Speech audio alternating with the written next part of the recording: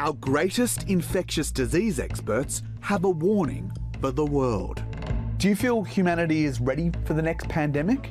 I mean, we're definitely not prepared. So it's absolutely true that governments have moved on, they've got other priorities. What we don't see is the investment that was promised. You know, the closest we've gotten is about a few $100 million per year, so not even 5% of what we need at the international level. If you're prepared to invest every year substantial amounts in military defence, the biological defence should have an equal footing. COVID-19 took more than 7 million lives, upended economies, left countries in crisis, and brought our hectic planet to a standstill. But scientists say far worse pandemics are on their way. The COVID-19 pandemic was actually one of the milder pandemics. Less than 1% of people died in the world. But there have been pandemics like plague in the 14th century, which killed half of the global population. And that needs a completely different thinking about planning. How do you regulate vaccine development when half of the people are dying?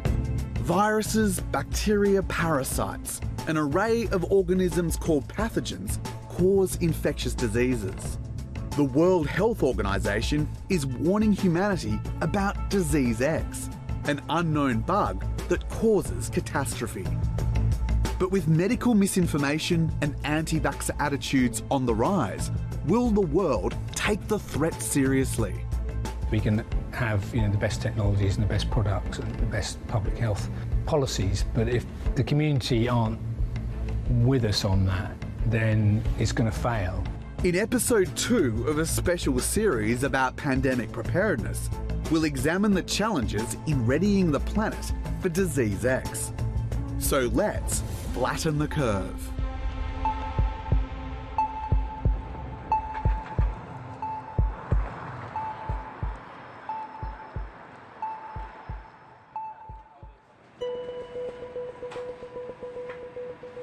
One of the most remarkable medical feats of the 21st century occurred here in the laboratories of the Oxford Vaccine Group. It's where scientists created one of the world's first COVID-19 vaccines. The leader of that team, Oxford University professor Andrew Pollard, says the race to save lives during the pandemic has led to a golden age of medicine. There are many more investigators in academia as well as in industry working on the development of vaccines that could manage future pandemics. I think we are in a good position. We really know how to make vaccines against a wide range of viruses and bacteria which threaten human populations. So the science is really there. We know how to do it. Britain's financial capital, quiet, empty, the what's meant to be the height of the working week. Scientists say the UK is entering the deadliest phase of the outbreak. The UK has recorded its first day of more than 500 deaths. Amid the chaos, global lockdowns and soaring fatalities, the United Kingdom was the first Western nation to approve a vaccine against COVID-19. At the age of 90, Margaret Keenan was inoculated with the Pfizer jab in December 2020, marking the start of a historic mass vaccination program. Shortly after, Oxford University's vaccine, created with British-Swedish company AstraZeneca, was also approved. It's a fantastic achievement for British science, which will allow us to vaccinate more people and also vaccinate them more quickly. These vaccines were created and approved in less than a year. Warp speed for a resource-intensive process that can take a decade. There was rapid scale-up at a time frame we'd never seen before. So those first clinical trials started 66 days after the sequence of the virus was made publicly available. And then 326 days later, we had the first vaccines available. So that's never been achieved before, and quite frankly, I didn't think it could be done, but it was done. One of the things we need to remember in the last pandemic, we got very lucky. Almost all of the vaccines worked. That is not the history of vaccine development. the Oxford AstraZeneca vaccine was cheaper than other COVID-19 jabs and had greater efficacy than those made in China and Russia. Easier to refrigerate and transport, it saved an estimated 6.3 million lives at the height of the pandemic and helped limit humanitarian crises across the global south.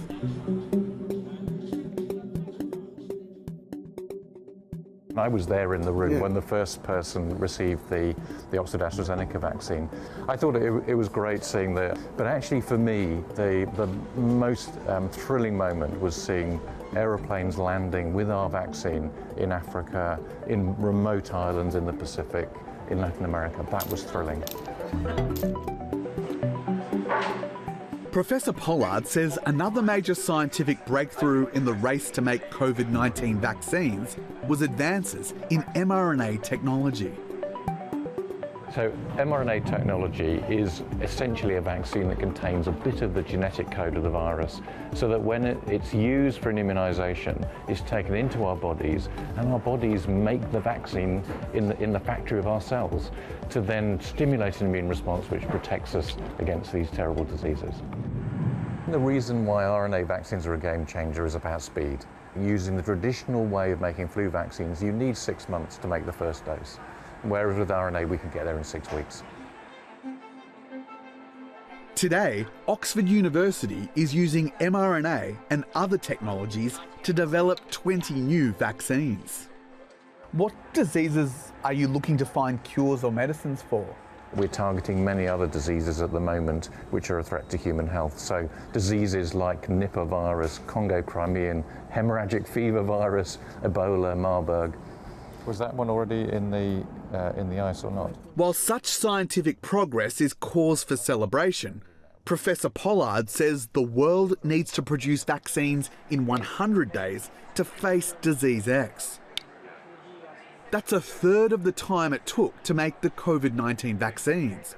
And so far, this goal is a pipe dream. I feel pessimistic. I don't think we're there yet. Well, the first is just to make sure the research is done so that we already have vaccines on the shelf that don't need very much more work to save lives. And the problem even with COVID was that although we could rapidly make vaccines, they still had nearly a year of testing to go through before they could be deployed. And the manufacturing with new vaccines often takes years. So we need to solve the bottlenecks in the clinical development, the manufacturing, and the regulation to bring things down to 100 days. And that's a really tall order. In 2024, an avian influenza outbreak rocked global agriculture. Then, soaring fatalities across Africa from a deadly new variant of Mpox prompted a health emergency. Amid the constant threat of contagion, scientists warn not enough research has been done on diseases that threaten humanity. Some organisations have 100 diseases on the list, and we're probably touching somewhere about 10 to 15 of those. In the recent pandemic, we were dealing with a coronavirus, which we knew a lot about. What seemed like rapid development in the pandemic was built on about 20 years of research beforehand. And that's the difficulty we have for disease X, that we haven't done that 20 years of research yet. Oxford University is home to some of the world's leading minds on disease preparedness. Professor Peter Horby leads the Pandemic Sciences Institute, which was set up to draw upon lessons from COVID-19. My worry is that COVID was devastating, but it could have been worse. It didn't have a big effect on children. Imagine if you'd had a virus that was transmitted very readily within children, kindergartens or schools, and had a severity of 1-2% fatality in that population, then that would be a different ball game. Britain conducted some of the most successful vaccine development and clinical trials during the pandemic. Professor Horby worked with scientists in China to characterise COVID-19 and oversaw the world's largest clinical trial of possible treatments for the virus. So we've looked at the numbers, and if we treat 8 patients in intensive care with this drug, we'll save 1 life. But today, such work depends increasingly on philanthropy. I don't think there's sufficient investment in developing the products that we need to be ready for the next pandemic. And I think that's the area that worries me the most, because with a new pandemic, we can't expect to have treatments and vaccines much quicker than we did for COVID. And it may be that we can't even make a vaccine for disease X. And so we are going to have to rely on sort of social, behavioural, community measures at the outset, inevitably. Apathy across society also frustrates disease experts. That extreme crisis that we all lived through and the need to really do something to not repeat that kind of disaster again, I do think that's been forgotten. I don't believe we should think that COVID-19 is a once-in-a-generation event. It has been estimated that the risk of another pandemic of equal severity to COVID-19 in the next 10 years is about 25%. But if a disease X pandemic does occur, Professor Horby's worried that sections of society might revolt. We've seen there's been a lot of discord about what was done, and people saying that lockdowns were a huge mistake and other people saying that lockdowns were very necessary. So we've almost seen a polarisation that wasn't there before COVID. My worry is that polarisation of views about social measures and vaccination will actually make it even more challenging next time. So we really need to be prepared for that, because you can have great products, but if people won't take them, they're useless.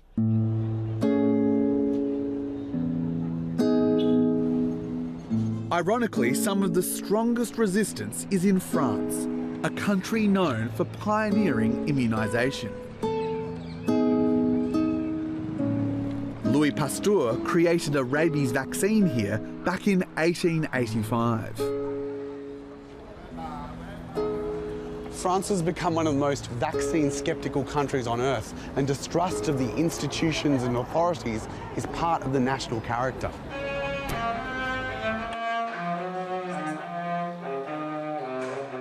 Diane Thevenon lives in this studio apartment in the heart of Paris with her husband and son Victor, whom she homeschools. Non, ce passage, Victor, il faut que tu le travailles plus lentement. Ça. Allez. None of them are immunised against COVID-19. She believes previous vaccines caused her father to develop an undiagnosed autoimmune disease, which has been passed on to her entire family. There is no medical evidence to back up Diane's claims. Oui, mais moi, la totalité des vaccins me pose problème. Mais moi, mon problème principal, c'est le fait qu'on ne sache pas où on va exactement avec le système immunitaire. Tant que cette question-là ne sera pas réglée, oui, bien sûr, je serai méfiante envers les vaccins. There are some people that would listen to this and think it's not grounded in scientific fact. It's a very radical approach to vaccines and medicine. I mean, what do you have to say to them? Je n'oblige personne à ne pas aller chez le médecin pour se faire vacciner. Voilà. Prouver, alors certes, ce n'est pas une démarche scientifique, hein, c'est très empirique, mais ça me concerne. Et je suis libre de mes décisions par rapport à mon corps, en fonction de mon histoire et en fonction de mes connaissances. During the pandemic, Diane's father died 4 days after receiving the COVID-19 jab. She didn't ask for an autopsy, but believes it caused his death. J'étais choquée. J'étais incapable de parler ce jour-là.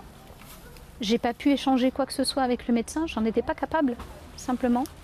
Donc on en est resté là, sur les documents officiels, c'est-à-dire mort subite. Did your father's death further fuel your suspicion of the COVID-19 vaccine? Oui, c'est sûr, on a l'impression d'être un peu traités comme des cobayes. D'avoir un médicament magique comme ça, d'avoir un vaccin magique qui soignerait une maladie qui apparaît comme ça, qui sort, on ne sait pas bien où, un foyer en Chine, une chauve-souris, un cochon, enfin bon, c'est un petit peu curieux quand même ces arguments. Instead of trusting doctors, Diane follows French commentators and radio hosts whose anti-vaccine rhetoric is widely discredited. She's also part of a Facebook group where French citizens share COVID-19 conspiracy theories. In 2020, the number of likes for French Facebook pages sharing anti-vaccine content increased by 27%. Élan, il y a beaucoup de membres qui sont arrivés d'un coup sur ce groupe pour pouvoir témoigner et libérer leur parole parce qu'ils n'avaient pas forcément cet espace de parole au sein de leur propre famille. Rudi Reichstadt researches disinformation for a French non-profit called Conspiracy Watch. Aujourd'hui, on vit dans un système aberrant dans lequel la désinformation coûte très peu cher à produire. En revanche, lutter contre la désinformation, ça coûte très cher. COVID-19 killed 168,000 people in France, which had one of the lowest vaccination rates in the EU. Rudi says 2 out of every 5 French citizens distrust vaccines. Ça fait des années qu'on dispose aujourd'hui, en France en tout cas, d'enquêtes d'opinion qui montrent effectivement une forte défiance à l'égard des vaccins. Et même l'idée que plus de 40% des Français pensent qu'il y a une collusion entre l'industrie pharmaceutique et le pouvoir politique, et notamment le ministère de la Santé, pour cacher au grand public la réalité sur la nocivité des vaccins. Voilà. Rudi says young people are at the heart of French anti-vaccination movements. Others who gravitate towards these resistance groups tend to lean to the extreme left and extreme right of the political spectrum. On peut être très intelligent et être très conspirationniste. Ensuite, ce qu'on observe, c'est que bien sûr, on a des gens qui sont des intellectuels, même des universitaires, des médecins, des grands professeurs, y compris des prix Nobel, qui prennent des positions tout à fait contestables et qui sont en opposition avec le consensus scientifique.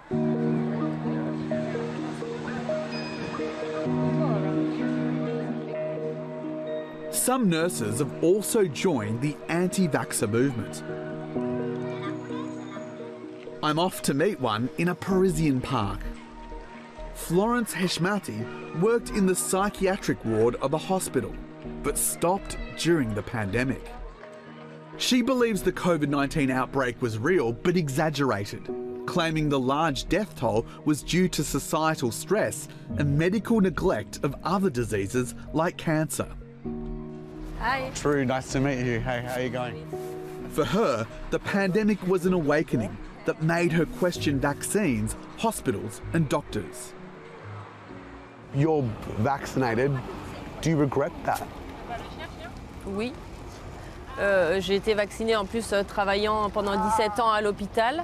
Mes enfants aussi ont eu leur vaccin enfant. Oui, je regrette. Et il y a encore quelques années, j'avais encore confiance dans le milieu médical. Mais on voit bien que derrière les intentions, c'est plus un profit maximal. De voir qu'on forçait tout le monde, sans chercher à voir si les gens avaient des anticorps ou pas, avaient attrapé le Covid, donc étaient protégés. Ça m'a mis la puce à l'oreille, voilà. Moi, j'ai refusé de participer à tout ça. Il était hors de question que j'injecte ce produit expérimental à quelqu'un. Her crusade against vaccines has had significant personal consequences. Ça m'a coûté des amis, de la famille avec qui on a pris de la distance. Donc voilà, ça m'a coûté ma carrière à l'hôpital. J'ai pas eu de salaire pendant plusieurs mois, plus de 9 mois sans salaire, 0 €. J'ai pas eu d'aide du gouvernement ou on a dû faire des paniers repas, mais j'aurais préféré devenir clochard, d'être à la rue plutôt que de me faire piquer avec ce produit. Florence is a member of France's Yellow Vest protest movement, whose fiery rallies make global headlines. They demonstrated against vaccination passports and movement restrictions for unvaccinated workers.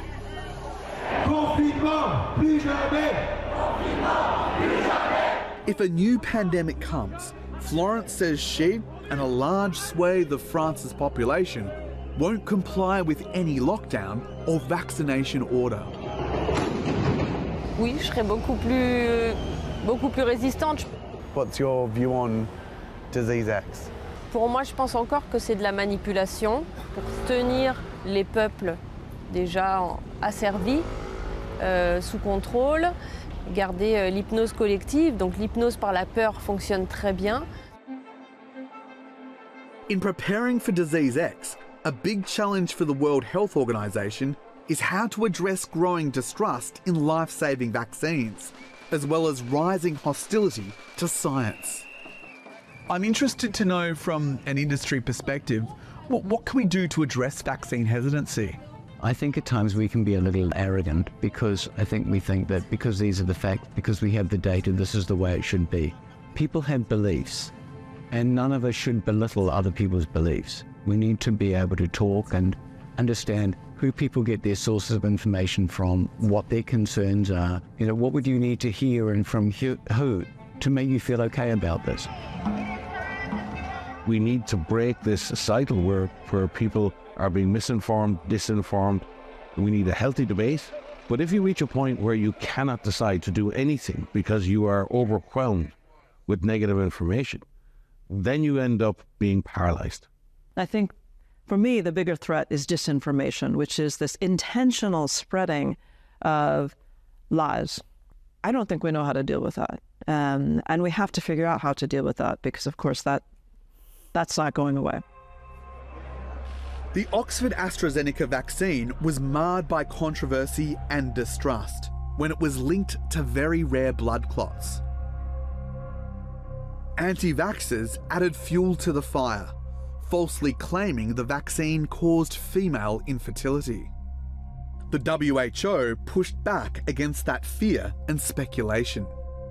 The benefits of the AstraZeneca vaccine far outweigh its risk, and its use should continue to save lives.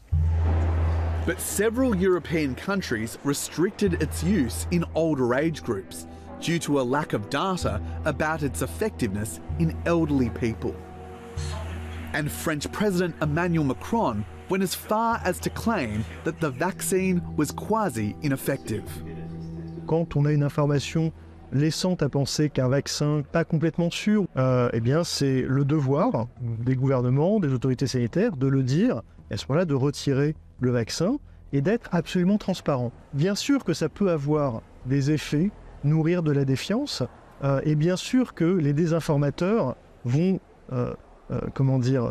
s'empresser d'instrumentaliser et d'exploiter ces incertitudes-là, comme ils le font toujours.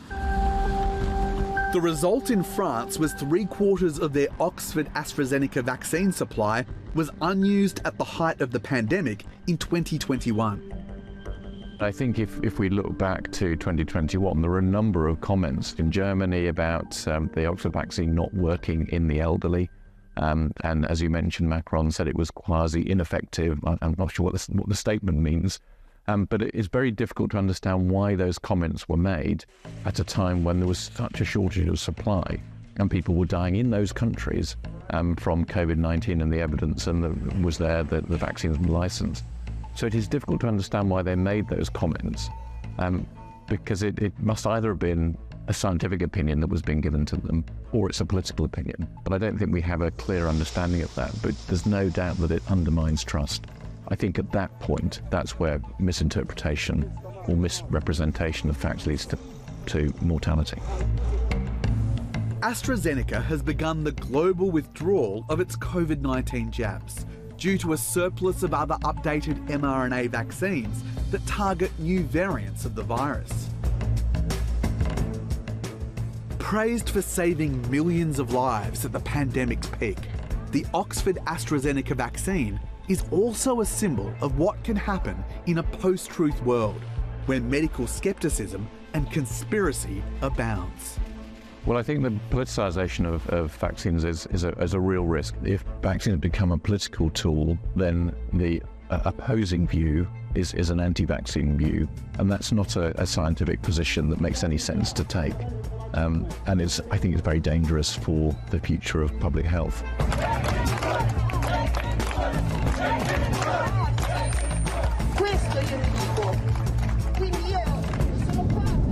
And that's the end of this edition of Flatten the Curve. Did you watch our episode about vaccine inequity and the pandemic treaty? To watch the series, go to aje.io/virus. Thanks for watching.